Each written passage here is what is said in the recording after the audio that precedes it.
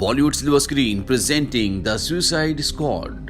पिछली suicide squad में हमने देखा था कि एमेंडा वॉलर किस तरह से जेल के कुछ कैदियों को, जिनके अंदर अलग अलग पावर्स होती हैं, उनकी एक टीम बनाती है जिसका नाम रखती है टास्क फोर्स एक्स, जिसे सुसाइड स्क्वाड भी कहा जाता है। वो सुसाइड स्क्वाड इसलिए बनाती है ताकि वो मुश्किल से मुश्किल मिशंस को आसानी से पूरा कर दे और बदले में इन कैदियों की सजा को 10 साल कम कर दे। वो 7 नाम के एक कैदी के पास जाती है जिसका निशाना बहुत तेज होता है। वो उसे सुसाइड स्क्वाड टीम में शामिल कर लेती है, पर मिशन पर भेजने से पहले वो उसके ब्रेन के अंदर एक चिप लगाती है ताकि वो उसे धोखा देने की या भागने की कोशिश करे तो वो इसे ब्लास्ट करके उसे मार दे। अब 7 को कर्नल रिक फ्लैग, जो कि सुसाइड स्क्वाड टीम का लीडर है, और बाकी उन कैदियों से मिलवाया जाता है जो सुसाइड स्क्वाड टीम के सदस्य हैं। बेल रिव जेल वो जेल है जहां पर उन कैदियों को रखा जाता है जो मेटा ह्यूमन है, यानी कि उनके अंदर आधी इंसान की और आधी दूसरी ताकतें हैं। साथ ही यहाँ पर कुछ एलियंस भी होते हैं। एमेंडा वॉलर पूरी टीम को उनके मिशन के बारे में बताती है। वो बताती है कि अमेरिका के दक्षिण में एक छोटा सा द्वीप है जिसका नाम है कोर्टो मोल्टीज। यहाँ पर पिछले 100 सालों से हरेरा फैमिली का राज था, जिससे अमेरिका को कोई भी खतरा नहीं था। पर एक हफ्ते पहले जनरल ल्यूना ने गैर कानूनी तरीके से पूरी हरेरा फैमिली को मरवाकर पूरे द्वीप पर सरकार पर अपना कब्जा कर लिया। हरेरा फैमिली अमेरिका के खिलाफ नहीं थी, पर ल्यूना सिर्फ और सिर्फ अमेरिका की बर्बादी चाहता है। इसी द्वीप पर एक वैज्ञानिक निरीक्षण केंद्र है जिसका नाम है योथनहाइम। यहाँ पर साइंस का एक बहुत बड़ा प्रोजेक्ट चल रहा है जिसका नाम है प्रोजेक्ट स्टारफिश।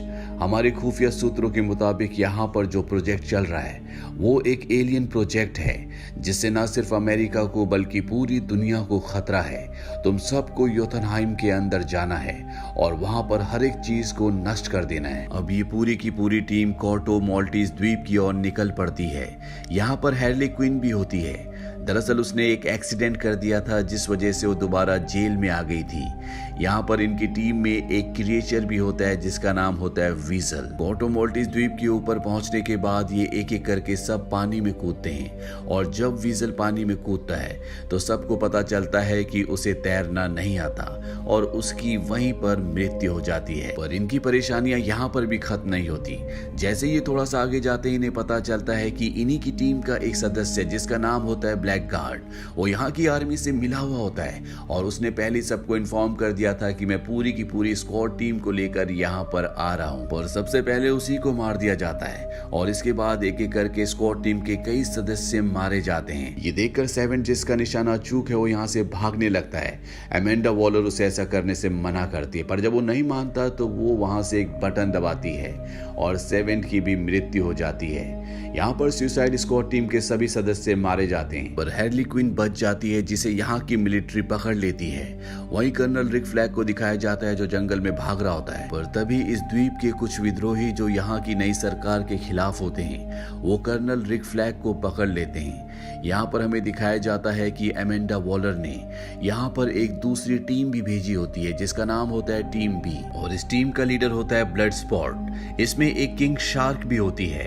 इस टीम में 5 मेंबर्स होते हैं। अब टीम बी को एमेंडा वॉलर ट्रैकिंग डिवाइस की मदद से बताती है कि कर्नल रिक फ्लैग कहां पर है, और ये पूरी की पूरी टीम पूरा रात सफर करने के बाद उस जगह पहुंच जाते हैं जहां पर कर्नल रिक फ्लैग बंदी हैं। ये वहां पर सुबह सुबह सब सोए हुए लोगों को मार देते हैं। पर जब ये उस टेंट तक पहुंचते हैं जहां पर कर्नल रिक फ्लैग होते हैं तो ये देखते हैं कि कर्नल यहाँ के लोगों की लीडर जिसका नाम सोल है उसके साथ चाय पी रहे होते हैं। इन्हें बताया जाता है कि इन्हीं लोगों ने कर्नल रिक फ्लैग की जान बचाई थी, पर टीम बी ने जाने अनजाने में सोल के सभी लोगों को मार दिया। सोल को इस बात से गुस्सा आता है। कर्नल रिक फ्लैग कहता है कि तुम्हारा और इनका मकसद एक ही है। सोल कहती है कि ल्यूना और स्वैरेज ने, जिन्होंने इस आइलैंड पर अपना कब्जा किया है, उन्होंने मेरे परिवार को मारा है और मैं उनसे बदला लेने के लिए कुछ भी कर सकती हूँ। इसीलिए वो इनसे हाथ मिला लेती है और कहती है कि मैं तुम्हें योथनहाइम तक पहुंचा दूंगी ताकि तुम थिंकर तक पहुंच जाओ थिंकर स्टारफिश प्रोजेक्ट का लीड साइंटिस्ट होता है। वहीं थिंकर को दिखाया जाता है जो ल्यूना और स्वराज को बताता है कि मैं पिछले 30 सालों से स्टारफिश प्रोजेक्ट पर काम कर रहा हूँ। ये अपने बच्चे पैदा नहीं करती बल्कि एक गुलाम पैदा करती है जो इंसानों को मारकर उनकी कॉन्शियसनेस को इस स्टारफिश के दिमाग से जोड़ देती है और यही स्टारफिश का खाना है जिससे स्टारफिश की ताकत और साइज दोनों बढ़ जाता है। दरअसल ये हमारी दुनिया की स्टारफिश नहीं है बल्कि ये एक एलियन स्टारफिश है और पिछले 30 सालों से इसके साथ काम करने की वजह से मेरे अलावा इसे कोई भी कंट्रोल नहीं कर सकता। ल्यूना थिंकर से कहता है कि अब तुम मेरे लिए काम करोगे और स्टारफिश की मदद से हम पूरी दुनिया को अपने कब्जे में ले लेंगे। वहीं हैर्ली क्विन को दिखाया जाता है जिसे बंदी बनाया होता है। इसके बाद उसे बहुत खूबसूरत कपड़े पहनाए जाते हैं और ल्यूना के सामने पेश किया जाता है। दरअसल हैर्ली क्विन के क्रिमिनल रिकॉर्ड से पता चलता है कि वो अमेरिका की दुश्मन है और जो अमेरिका की दुश्मन है वो इन लोगों की दोस्त है। ल्यूना उससे बहुत अच्छे से बात करता है। पूरा दिन ये दोनों एक दूसरे के साथ बिताते हैं और एक ही दिन में इन दोनों को एक दूसरे से प्यार हो जाता है। हैर्ली क्विन भी सपनों की दुनिया में खो जाती है और वो कहती है कि अब मेरा नया नाम होगा हैर्ली ल्यूना। यहाँ पर ल्यूना उसे बताता है कि यहाँ पर योथनहाइम जो प्रोजेक्ट है उसके अंदर एक बहुत बड़ा दानव है और अब मेरे प्रेसिडेंट होने पर जिसे भी शक है या जो भी इसके खिलाफ आवाज उठाएगा मैं उसके खानदान के बच्चों, बूढ़ों और बड़ों को स्टारफिश के हवाले कर दूंगा जो योथनहाइम के अंदर है। तभी ल्यूना को एक गोली लगती है और ये गोली चलाई होती है हार्ली क्विन ने। हार्ली क्विन कहती है कि हाल ही में मैंने फैसला किया था कि जब भी मैं कोई नया बॉयफ्रेंड बनाऊंगी तो मैं उसके लक्षणों पर ध्यान दूंगी। बच्चों को मारना अच्छे लक्षण नहीं है, इसीलिए मैंने तुम्हें मार दिया। अब यहाँ पर ल्यूना की आर्मी आ जाती है लेकिन हार्ली क्विन के सामने कोई भी टिक नहीं पाता। वो सभी को मारकर बाहर टैक्सी में बैठ जाती है। तभी वो टैक्सी के मिरर में देखती है कि कर्नल फ्लिक पीछे से भाग रहा है। दरअसल कर्नल फ्लिक और उसकी पूरी की पूरी जो टीम होती है यहाँ पर बिल्डिंग को चारों तरफ से घेर लेती है।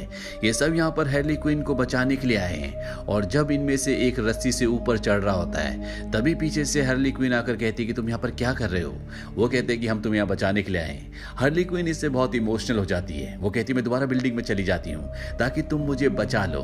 रिक फ्लैग कहता है कि इसकी कोई जरूरत नहीं है। अब ये स्टारफिश प्रोजेक्ट के लीड साइंटिस्ट थिंकर को भी अगवा कर लेते हैं और उससे कहते हैं कि तुम हमें बिल्डिंग के अंदर ले जाओगे ताकि हम बिल्डिंग के अंदर घुसकर पूरी बिल्डिंग में बारूद लगाकर इस पूरी बिल्डिंग को ब्लास्ट कर दें। इसके बाद प्लान के मुताबिक योथनहाइम बिल्डिंग की लैब में पहुंच जाते हैं जहां पर बहुत सारे इंसानों के चेहरे पर स्टारफिश चिपकी हुई होती है। दरअसल ये उस बड़ी एलियन स्टारफिश के छोटे छोटे गुलाम होते हैं जो इंसानों के चेहरे पर चिपक कर उनकी कॉन्शियसनेस की पावर से असली स्टारफिश को ताकतवर और बड़ा बनाती है। थिंकर यहाँ पर बताता है कि ये प्रोजेक्ट हमारे देश का, हमारी सरकार का नहीं है बल्कि ये तुम्हारी सरकार का यानी कि अमेरिका का प्रोजेक्ट है। तुम्हारे एस्ट्रोनॉट्स को स्टारफिश अंतरिक्ष में मिली थी और वो उसे धरती पर ले आए। तुम्हारी सरकार अपनी पावर बढ़ाने के लिए इसका इस्तेमाल करना चाहती थी लेकिन अपनी जमीन पर नहीं। उन्होंने इसके लिए हमारे देश को चुना और 30 साल बाद जब यहाँ की सरकार पूरी तरह से पलट गई और मौजूदा सरकार अमेरिका के खिलाफ हो गई तो तुम्हारी सरकार ने तुम्हें यहाँ पर सबूत मिटाने के लिए भेज दिया। इस बात से रिक फ्लैग को गुस्सा आता है और वो कहता है कि दुनिया के सामने सच आना चाहिए। इसीलिए वो इस पूरे प्रोजेक्ट की कंप्यूटर में जो हार्ड डिस्क होती है उसे निकाल लेता है ताकि मीडिया में इसे दिखाकर सरकार का भांडा फोड़ सके। पर तभी यहाँ पर पीस मेकर आ जाता है और वो कर्नल रिक फ्लैग पर गन तान देता है। दरअसल एमेंडा वॉलर ने उसे एक और काम दिया था कि किसी भी तरह से दुनिया को पता नहीं लगना चाहिए कि इस साइंस प्रोजेक्ट में यूएस का भी हाथ है, क्योंकि अगर ऐसा हुआ तो दुनिया के बड़े बड़े देश यूएस के खिलाफ हो जाएंगे जिससे युद्ध की स्थिति बन सकती है। पीस मेकर दुनिया में पीस रखने के लिए इस हार्ड डिस्क को नष्ट करना चाहता है पर तभी वक्त से पहले ब्लास्ट होने की वजह से पूरी बिल्डिंग गिरना शुरू हो जाती है। यहाँ पर जो विशाल स्टार फिश होती है वो भी आजाद हो जाती है। सबसे पहले वो थिंकर को मार देती है। वहीं कर्नल रिक फ्लैग और पीस मेकर हार्ड डिस्क के लिए एक दूसरे से लड़ रहे होते हैं। इन दोनों की लड़ाई में पीस मेकर एक धातु को कर्नल रिक फ्लैग के शरीर के आर पार कर देता है जिससे उनकी मृत्यु हो जाती है। यहीं पर सुसाइड स्क्वाड टीम की एक और सदस्य होती है जिसका नाम होता है रैट कैचर, जो अपने दिमाग की पावर से इस दुनिया के सभी चूहों को कंट्रोल कर सकती है। वो हार्ड डिस्क लेकर यहाँ से भाग जाती है पर पीस मेकर उस तक पहुंच जाता है। इससे पहले कि वो यहाँ पर पहुंचता था, टीम बी का लीडर ब्लड स्पॉट यहाँ पर पहुंच जाता है और वो गोली मारकर पीसमेकर को मार देता है। अब यहाँ पर ब्लास्ट की वजह से पूरी बिल्डिंग गिर रही होती है, इसीलिए सुसाइड स्क्वाड के बचे हुए जितने भी मेंबर्स होते हैं वो सब के सब बिल्डिंग से बाहर निकल जाते हैं और तभी इनके पीछे से निकलती है वो विशाल एलियन स्टारफिश जिसे पिछले 30 सालों से यहाँ पर कैद किया गया है। उसका साइज अब बहुत बड़ा हो चुका है और यहाँ की आर्मी जो बाहर सुसाइड स्क्वाड की टीम को मारने के लिए तैनात थी उस स्टारफिश पर हमला कर देती है, लेकिन उस पर गोलियों का कोई भी असर नहीं होता और अगले पल स्टारफिश के अंदर से बहुत सारी छोटी छोटी स्टारफिश निकलती है जो यहाँ पर सभी आर्मी वालों के चेहरे पर चिपक जाती है, जिससे सब के सब यहाँ पर बेहोश हो जाते हैं। पर कुछ ही देर बाद ये सब उठते हैं और ये स्टारफिश के पीछे चलना शुरू कर देते हैं। दरअसल एलियन स्टारफिश ने अपनी छोटी छोटी स्टारफिश के जरिए उनकी बॉडी पर अपना कब्जा कर लिया है और धीरे धीरे वो पूरे कॉर्टोमोलिस को खत्म करके उसके सभी लोगों को अपने कब्जे में लेना चाहता है। यहाँ पर अब एमेंडा वॉलर का इन 5 को कॉल आता है जो कि अब बचे हुए हैं। वो इन्हें बताती है कि अगर तुमने सबूतों को मिटा दिया है तो तुम जल्दी से यहाँ से निकल जाओ। कॉर्टोमोल्टिस देश अब यूएस का दोस्त नहीं है। अगर स्टारफिश यहाँ पर सबको खत्म कर देती है तो इसमें यूएस का फायदा है, पर सुसाइड स्क्वाड टीम उसके ऑर्डर नहीं मानती और वो स्टारफिश को मारने के लिए उसकी तरफ बढ़ चलती है। एमेंडा वॉलर इन सबको धमकी देती है कि अगर तुम आगे बढ़े तो मैं यहाँ से बटन दबाकर तुम्हारी खोपड़ी उड़ा दूंगी, क्योंकि उनकी खोपड़ी में एक ऐसी चिप है जो वो ब्लास्ट कर सकती है। पर इससे पहले कि एमेंडा वॉलर ऐसा करती, पीछे से उसके सिर पर खड़े उसी के साथ ही वार करते हैं जिससे वो बेहोश हो जाती है और अब स्क्वाड टीम के सामने होती है स्टारफिश। ये सब के सब बड़ी बहादुरी से उसका सामना करते हैं, लेकिन स्टारफिश की ताकत के आगे टिक पाना इतना आसान नहीं है। तभी इनकी टीम में जो रेड कैचर 2 होती है वो अपनी पावर से यहाँ पर लाखों चूहों को बुलाती है जो सब के सब स्टारफिश पर हमला कर देते हैं। वही हैर्ली क्विन को दिखाया जाता है जो ऊपर से भाले के साथ स्टारफिश की आंख को चीरते हुए उसकी आंख के अंदर चली जाती है और उसी छेद से हजारों लाखों चूहे भी स्टारफिश की आंख के अंदर चले जाते हैं और ये सारे चूहे मिलकर उसे पूरी तरह से खत्म कर देते हैं। स्टारफिश के मरने के साथ यहाँ पर जितने भी लोग होते हैं जिनके शरीर पर स्टारफिश का कब्जा था वो भी खत्म हो जाते हैं और इस तरह से सुसाइड स्क्वाड टीम मिलकर इस बड़े दानव को हरा देती है। फिल्म के मिड क्रेडिट सीन में हमें दिखाया जाता है कि वो अजीब सा क्रिएचर जिसका नाम वीजल है जो हेलीकॉप्टर से कूदकर पानी में डूबकर मर गया था, दरअसल वो अभी भी जिंदा होता है। पोस्ट क्रेडिट सीन में हमें दिखाया जाता है पीस मेकर को जिसे ब्लड स्पॉट ने गोली मारकर खत्म कर दिया था, वो अभी भी जिंदा होता है और इस वक्त वो हॉस्पिटल में है। डीसी मूवी के जितने भी पार्ट्स हैं उन सभी के लिंक्स हमने नीचे डिस्क्रिप्शन में दिए हैं। अगर आपने उन पार्ट्स को नहीं देखा तो आप उन पार्ट्स को भी देख सकते हैं। तो ये थी पूरी कहानी फिल्म सुसाइड स्क्वाड पार्ट 2 की। ये फिल्म सन 2021 में रिलीज हुई थी। IMDb पर इसकी रेटिंग है 7.3। इस फिल्म का बजट था $185 मिलियन और बॉक्स ऑफिस पर इसने कमाई की थी $167.4 मिलियन की। उम्मीद करते हैं कि ये कहानी आपको पसंद आई होगी।